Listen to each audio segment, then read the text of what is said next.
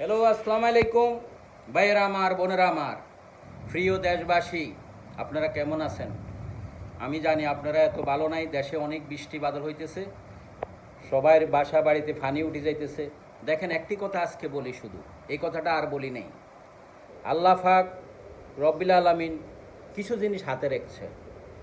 মালেকাল মৌত, জীবন দেওয়া, জীবন নেওয়া, অ্যান্ড কন্যা সন্তান দেওয়া। আল্লাহ পাক খুশি হয়ে বৃষ্টি দেন, আল্লাহ পাক খুশি হয়ে কন্যা সন্তান দেন। কিন্তু আমরা বন্দারা বুঝি না। আমরা খালি একটা ছেলে হোক, একটা ছেলে হোক। একটা বাবার সাথে আমি লক্ষ্মীপুর থেকে রিক্সায় বসলাম। উনি বলল, বাবা রে, ওনার বয়স 79 ইয়ার্স ওল্ড। 79 হইলে 75, 75, 76, 77, 78, 79 ইয়ার্স ওল্ড।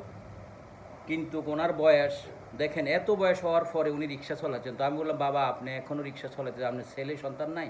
বললো যে আমার 3টা সন্তান, তিনোটাকে আমি আলেম বানাইছি, টাইটেল ফার্স্ট মালানা। তো আমি কইলাম যে কেন, এখন কি হলো? তিনোটা সন্তান, বোর কথা শুনি, ঢাকা শহরে থাকে, ভালো চাকরি করেন, মা বাবার খবর নেন না। আমি আপনাদেরকে আজকে একটি কথা বলতে চাই, সোনার বাংলা ফাটির থেকে, মা বাবার কথা যারা ভুলে যাবেন অনেক কষ্ট পাবেন, অনেক কষ্ট করবেন দুনিয়াতে। মা বাপ হইল সবার আগে। আল্লাহ পাক রব্বিল আলামিন বলছেন, এক লোক মক্কা শরীফ যাইতে চাইলেন, ওনার মা অসুস্থ। তো উনি বলল, একটা আলেমের কাছে গেলে উনি বললো যে আপনি আপনার মায়ের খেদমত করুন, আপনি মক্কা শরীফ যাইতে হবে না, হজের সওয়াব ঘরে বসে পাবেন। আমি আপনাদেরকে একটি কথা বলি, অনেক ছেলে মেয়ে আছেন, তারা নিজের মা বাবাকে অনাথ আশ্রমে রাখুন। আমি আপনাদেরকে বলি, আপনারা যখন ছোট বাচ্চা ছিলেন, আপনার মা বাবা আপনাকে অনাথ আশ্রমে রাখছেন? কখনো রাখেন নাই। তো একটা কথা চিন্তা করুন, মা বাবাকে নিয়ে অবহেলা করবেন না। দেখেন আল্লাহ পাক রব্বিল আলামিন, দেখেন আজকে বৃষ্টিতে চাই কোনো বন্দার এরকম কোনো ফাওয়ার আছে নাকি চাই বৃষ্টি বন্ধ করো? আজকে যে 2 সপ্তাহে বৃষ্টি হইতেছে, সব ডুবে যাইতেছে।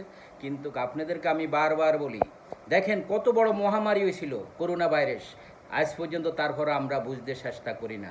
আমি আপনাদেরকে বলি, বুঝার চেষ্টা করেন, সব কিছুই বুঝেন, কিন্তু ন বুঝার বান করেন।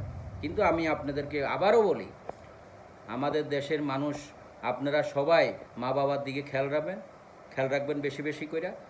মা বাবার সাথে বেতুমিজি করবেন না, মা বাবাকে অবহেলা করবেন না। এই জিনিসটা আপনারা সবসময় খেয়াল রাখবেন। আমি এই ভিডিওটা শুধু আজকে এটার জন্য দিছি, অনেক লোক অনেক টেনশানে পড়ে গেছে, বাসায় থাকতে পারতেছে না, সাপ আসি যাইতেছে, ঘরের ভিতরে পানি আসি গেছে, চকির উপরে খানা ফাঁকাইতেছে, ঘরের ভিতরে বাথরুমে যাইতেছে। তো দেখেন, এসে কষ্ট আর কি আছে? আপনাকে আমাকে যে কবরস্থানে নিয়ে শোয়াবে, ওই কবরস্থানে পানি আসি গেছে, আমরা মরলে এখন মাটি দেওয়াটা অনেক কষ্ট হয়ে যাবে। তো এই জিনিসটা আপনারা সবাই খেয়াল রাখুন। ভাইয়েরা আমার, বোনেরা আমার, আপনারা শুধু এই জিনিসগুলা প্লিজ আল্লাহকে ভয় করেন, আল্লাহর কোরআনকে ভয় করেন। মরার পরে আপনার সাথে কোনো ছেলে মেয়ে কেউ যাবে না। দেখেন আমাদের দেশের বড় বড় মন্ত্রী মিনিস্টার বড় বড় কথা কইতেছে, কোনো কিছু হইলে বিদেশে দায় চলে যায়, বিদেশ থেকে আবার আসি আপনাদের সাথে মিষ্টি মিষ্টি কথা বলে, আপনারা ওদের কথায় টপকিতেছেন।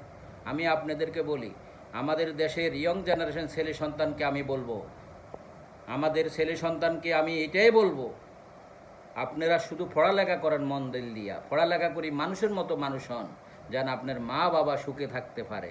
এতটুকু কথা বলি আজকে এখানে শেষ করছি। ভাইয়েরা আমার, বোনেরা আমার, আপনারা আমার চ্যানেলকে সাপোর্ট করবেন, লাইক করবেন, কমেন্ট করবেন। এটাই হলো আমার বড় কথা। একজনকে শেয়ার করবেন। এতটুকু আমার কথা। যদি আমার কথায় কারো মনে কষ্ট যাইয়ে থাকে, আপনার কাছে আমি ক্ষমা প্রার্থী, আমাকে মাফ করে দিবেন।